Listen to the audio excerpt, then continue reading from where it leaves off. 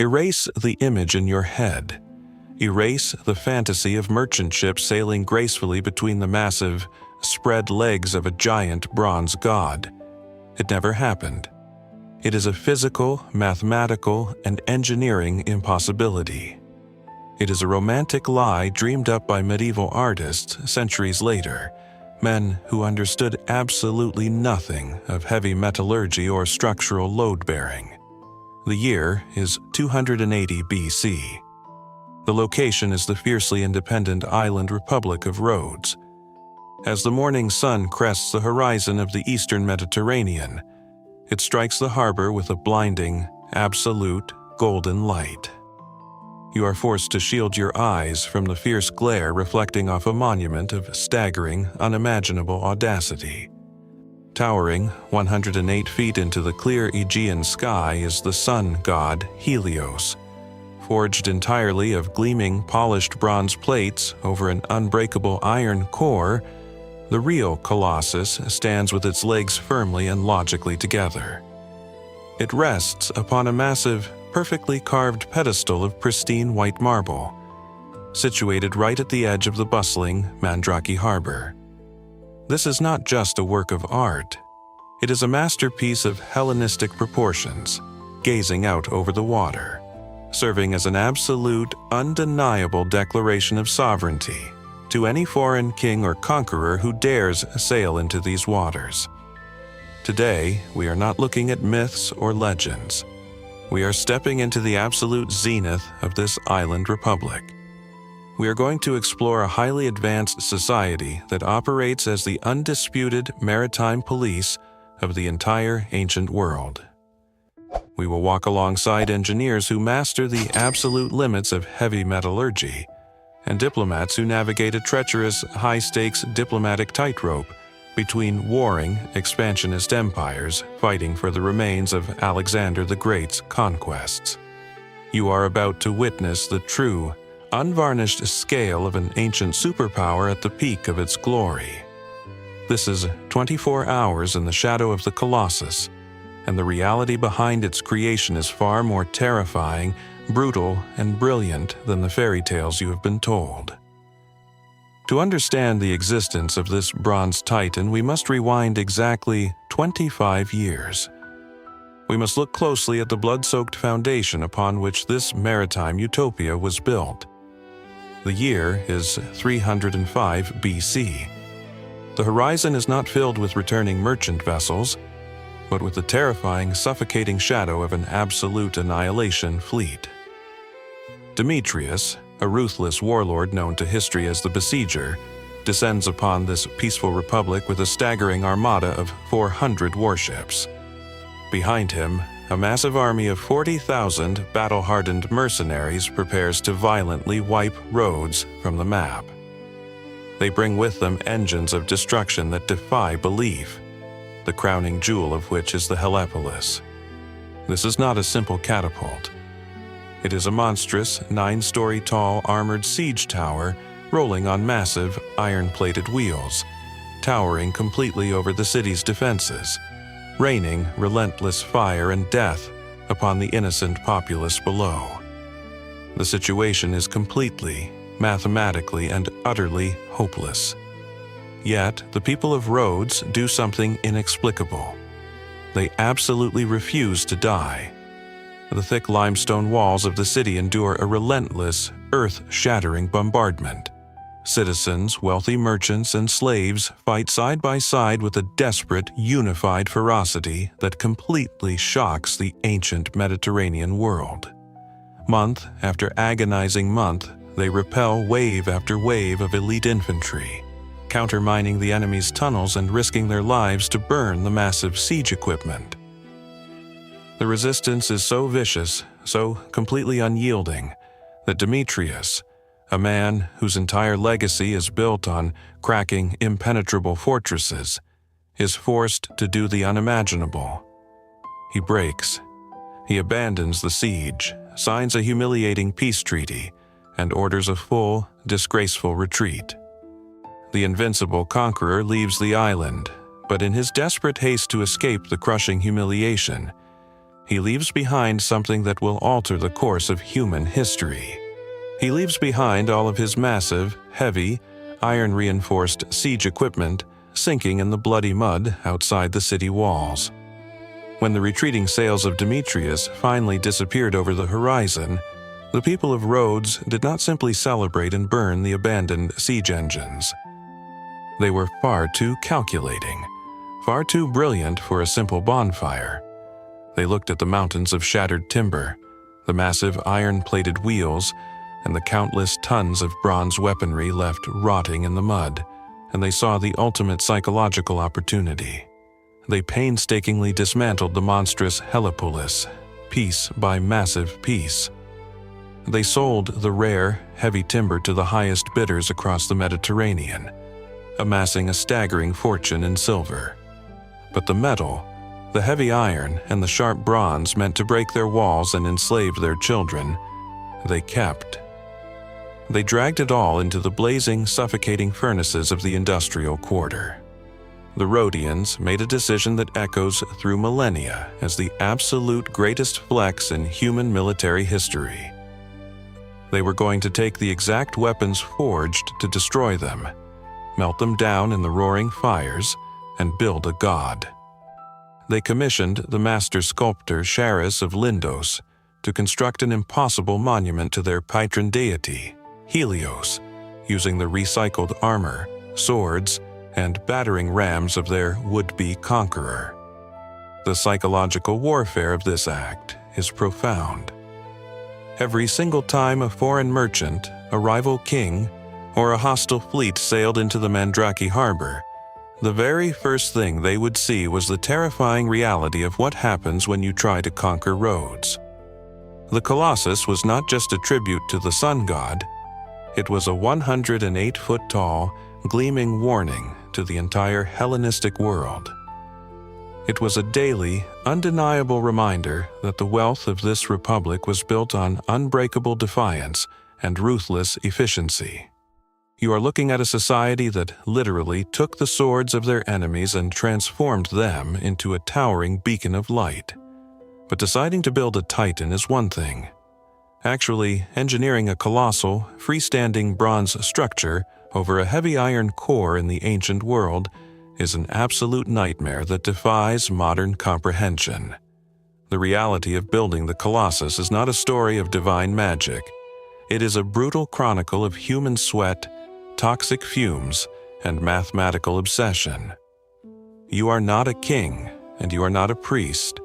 You are a master founder, a senior metallurgist who spent 12 grueling, agonizing years of your life under the command of the great architect Chares of Lindos. Your task is to build the very titan that will soon dominate the skyline. But you cannot simply cast a 108-foot bronze statue in one piece. That is a metallurgical impossibility. The statue requires an internal skeleton of unimaginable strength. You and hundreds of other craftsmen spend years constructing a massive internal lattice of heavy iron tie bars, anchored deeply into square stone pillars. This iron core is the true structural secret of the Colossus, designed to hold the massive weight of the outer bronze skin against the fierce Aegean winds. Every single day, you breathe in the suffocating black smoke of the furnaces, hammering and riveting the heavy iron struts into place. You are building an engineering marvel that pushes the absolute boundaries of ancient science. But hidden deep within this very triumph lies a quiet, catastrophic failure. Right there, in the dark, suffocating center of the statue, as the massive iron core is joined with the outer bronze plates, a fatal miscalculation is buried. It is a subtle, invisible flaw in the structural design, a deadly oversight in how these two completely different metals will react to the brutal forces of nature over time. It is a microscopic mistake that will ultimately doom this wonder of the world. But standing there in the heat of the forge, covered in soot and glory, neither you nor Chares nor anyone else on this island realizes the ticking time bomb you have just created. To reach the higher levels of the god, you face another seemingly insurmountable problem. You cannot use traditional wooden scaffolding. It is simply impossible. The sheer, crushing weight of the massive bronze plates being hoisted into the air would instantly splinter and collapse any timber structure, killing dozens of men and ruining years of meticulous labor. So, you resort to a solution of staggering, terraforming proportions. You do not build up with wood, you build up with the earth itself. As the completed lower half of the statue rises, you order your legions of laborers to bury it. You construct a colossal, artificial mountain of earth and packed sand entirely surrounding the base of the statue. You stand on this man-made mountain of dirt to cast and rivet the massive, curved bronze plates for the chest.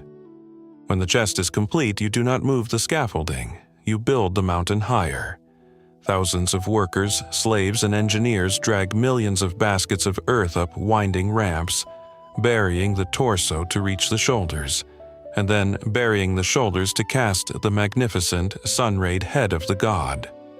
For years, the people of Rhodes do not see a gleaming statue. They see an ever-growing, monstrous volcano of dirt dominating their harbor. The logistical coordination required to move this amount of earth, while simultaneously smelting tons of bronze at the summit, rivals the construction of the Great Pyramids. Finally, when the last bronze rivet is hammered into the crown of Helios, the ultimate agonizing reveal begins. It takes an absolute army of laborers, months of back-breaking work to slowly, painstakingly dig the mountain of earth away. Layer by layer, the dirt is removed, slowly unveiling the gleaming 108-foot bronze titan to the world. It is an engineering miracle achieved through sheer, brute force perseverance.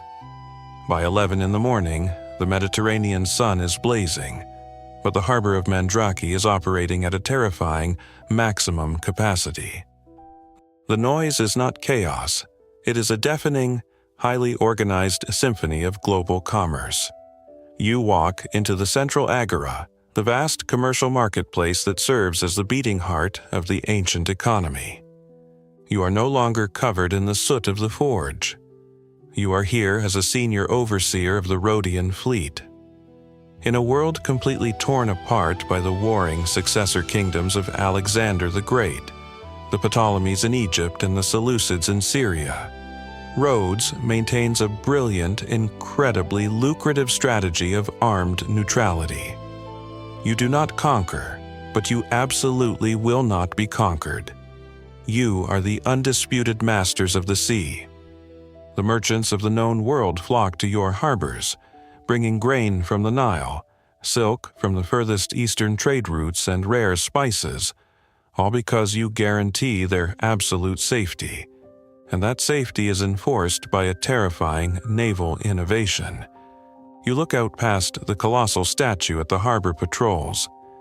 Rhodes does not rely on massive, sluggish warships like the rest of the sprawling empires.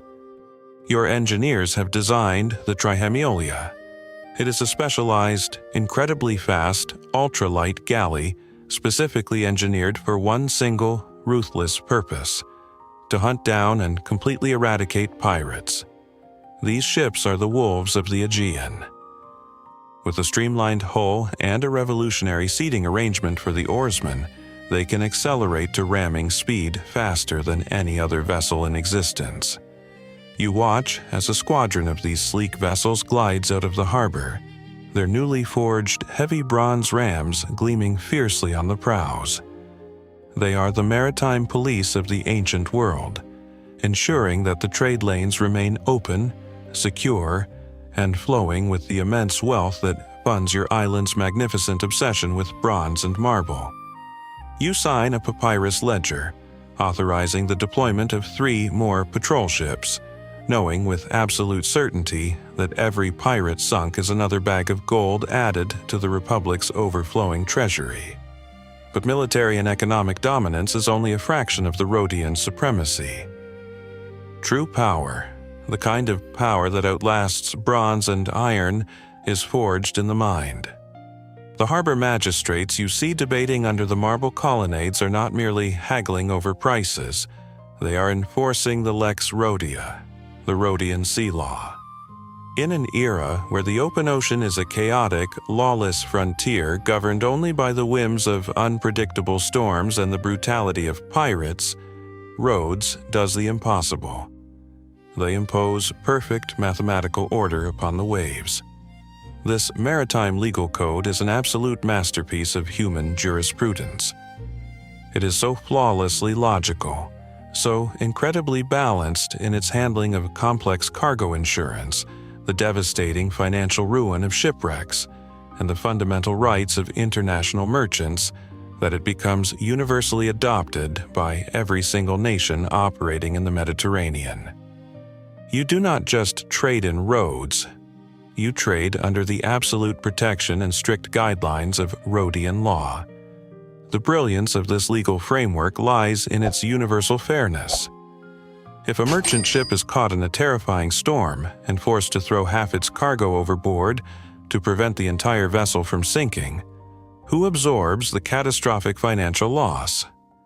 Before the Lex Rhodia, it meant utter ruin for the unfortunate merchant whose goods were jettisoned.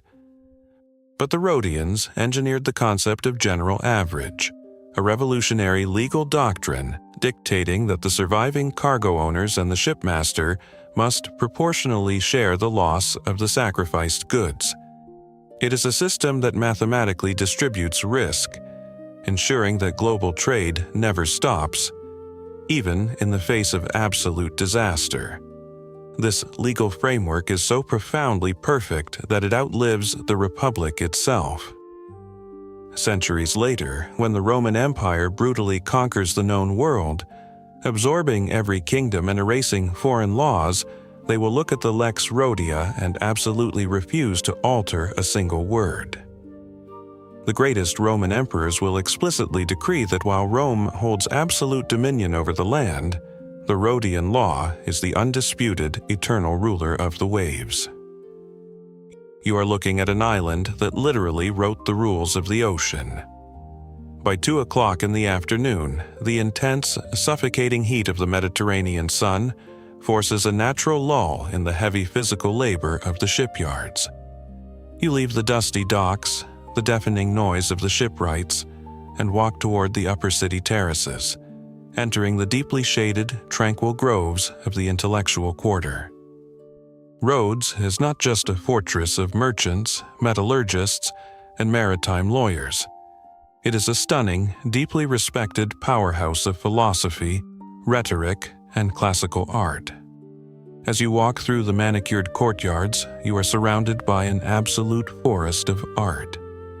The historian Pliny the Elder will later record that there were over 3,000 bronze and marble statues standing in the streets, temples, and public squares of this single city. It is a vast, open-air museum of human genius. You pass by a marble amphitheater where an elite school of rhetoric is currently in session. Young, ambitious, wealthy noblemen from all over the Hellenistic world travel to Rhodes specifically to learn the art of public speaking, debate, and political persuasion. The atmosphere here is deeply cosmopolitan, highly educated, and incredibly refined. The teachers of Rhodes are considered the absolute masters of the spoken word. The reputation of these schools is so profoundly enduring that in the centuries to come, the absolute greatest minds of the Roman Republic, including the legendary orator Cicero and the future dictator Julius Caesar himself, will sail to this exact island specifically to study under the Rhodian masters. You sit on a cool marble bench under a swaying cypress tree, listening to the debates.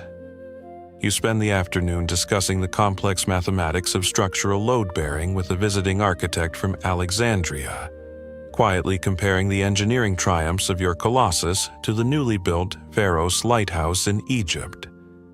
It is a moment of profound peace, a testament to what humanity can achieve when it is completely secure from the threat of war. By 6 o'clock in the evening, The sun begins its slow descent toward the western horizon, casting long, spectacular golden shadows across the entire island.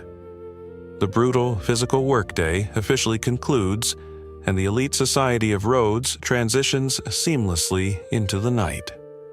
You return to your spacious, airy home on the upper terraces to host a symposium, a formal, highly ritualized evening banquet.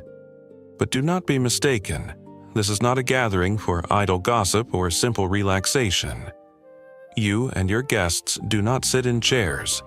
You recline comfortably on ornate wooden dining couches arranged in a precise U-shape around the room. The immense, undeniable wealth of a free global port is proudly, almost arrogantly displayed on your tables.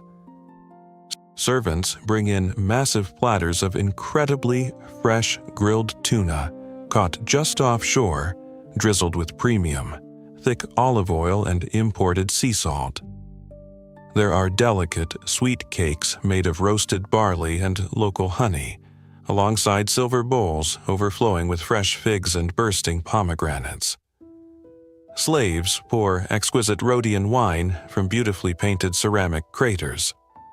Your island produces a distinct, highly sought-after vintage, exporting it across the Mediterranean in proprietary, stamped clay amphorae that act as an ancient, unbreakable guarantee of quality. But the conversation flowing over the rich wine is deadly serious.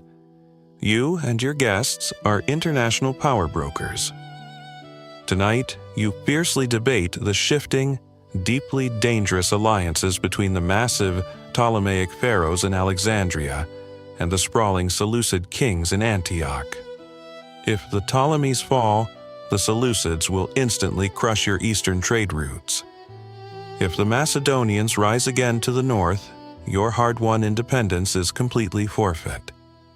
You are playing a terrifying game of three-dimensional geopolitical chess with the lives of every man, woman, and child on the island. Furthermore, there are whispered rumors of a new, rising, and incredibly ruthless threat. A young, hyper-aggressive, militaristic republic in Italy called Rome. Yet, despite the looming shadows of these gigantic empires, your survival strategy remains flawless. You drink your wine, secure in the absolute knowledge that your ultra-fast navy, your impregnable walls, and your brilliant diplomacy form an impenetrable shield around your home.